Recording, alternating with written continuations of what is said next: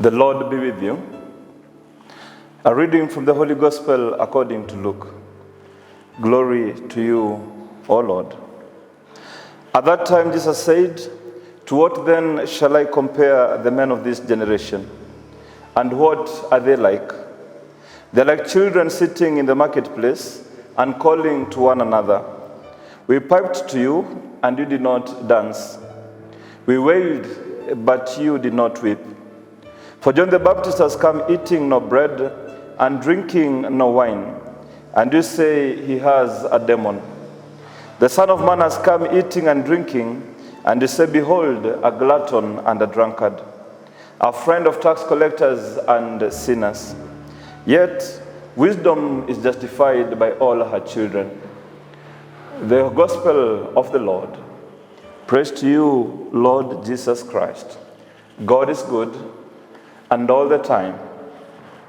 If you listen to today's Gospel, you notice that Jesus starts by giving an example of people who could not respond to either dirges or even wedding songs.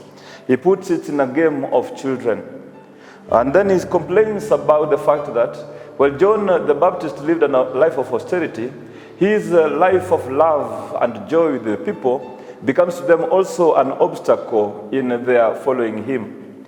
It reminds me of some saying that I saw somewhere, where it says that if a priest has a homily that is longer than usual, he sends people to sleep. And if it is short, he hasn't bothered to prepare. If he raises his voice, he is shouting. And if he speaks normally, you can't hear a thing. It therefore means whatever happens, people can never get satisfied. And then another one that I saw said the priest is never right. If he's happy, he's a nuisance. And if he's austere, he's bad-tempered. If he's handsome, why didn't he marry? And if he's ugly, nobody loved him. If he's fat, he eats too much. If he's thin, he's stingy. If he's tall, he looks down on the people. And if he's short, he looks like an altar boy. If he owns a car, he likes material things. If he walks, he is old-fashioned. If he visits the faithful, he meddles in other people's business. And if he stays in the rectory, he is an introvert. If he talks about heaven, he's a modernist. But if he talks about hell, he's a Jansenist. If his sermons again are too long, he said he's boring. And if his sermons are short, he doesn't want to get tired. If he asks for donations, he is greedy. And if he doesn't ask for donations, his bank account should be checked. In little words, it's to say again that people, regardless of either extreme, either this or that, people still will get unsatisfied and they'll still complain. That if a priest is too young, he lacks experience. And if he's too old, he should retire. If he's in between, he's of a critical age. So today, Jesus finds himself in a similar situation at what I've said before. Jesus expresses his disappointment because of the love he had for his people. It is said that the greatest tragedy of love is to look upon those whom you love and they have taken the wrong way and to see what could have been, what was meant to be.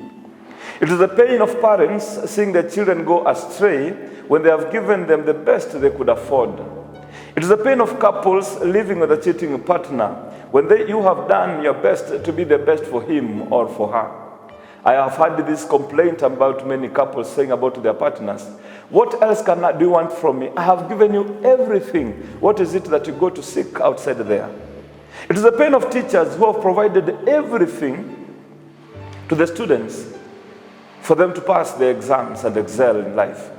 But the students take it for granted. They are not grateful. It is the pain of an employer who continually forgives his workers, who never change, and yet they know that without this job, those people will go to the gutters. It is the pain of siblings who have to deal with a fellow sibling either destroying his or her family through physical abuse, through alcoholism, losing one job after another. The list is endless. At times when I'm sitting down with the lawyers and doctors, I tell them that at times, yes, they are unfortunate because when a doctor loses a patient or a lawyer loses a case, people kind of judge them, and at times they judge them negatively. But look, I tell them, look, at least me as a priest, people can never know whether I'm producing results because we only know according to how many people have entered heaven. The problem with the society that Jesus was dealing with was that they was too stubborn and prejudiced that they rejected his message. First, they reject John's message of austerity, and now they find Jesus to be too lenient and has a tolerant attitude. I once heard someone say, there are people who play hosts, and after the guests have left, they start comparing the guests and describing their behavior. They say, this our uncle is drinking, he drank too much. This our niece, our nephew ate too much. But then you're the one who served them the drink. You're the one who served them the food. What do you want them to do with it? Jesus also mentions the indifference of these people to his message. They not only reject it, but even at times just act indifferently. And that is again the example that is given in today's message. They simply use the labels they have put on him to dismiss his message. They are not honest because while John the Baptist preached repentance and punishment, here is Jesus preaching love and forgiveness, but they still reject him just like they did to John. Let us pray today that we will not be judged like this generation in today's gospel. That we shall look at the smallest reason to repent our sins, change our ways, and accept the gospel message, but not look at the smallest, minutest reason not to do so. The gospel that you are given can be called the gospel of the second chance. But one day it will not be the second chance anymore, because it shall actually be the last chance. It will be judgment day. St. Paul urges us and says, the time of salvation is now, it's today. Tomorrow is not assured. Let us therefore take advantage of this opportunity called now and the opportunity called today, and accept the Lord's invitation to repent our sins, change our ways, and follow him. Wisdom is justified by her children, because all said and done, there will always be those few who will do the wise thing, which is to listen to God's invitation, act upon it, and enter the joys and the glories of heaven. Let that be me and you, wise enough to listen to this gospel, take heed of the message, and do exactly what it calls us to do.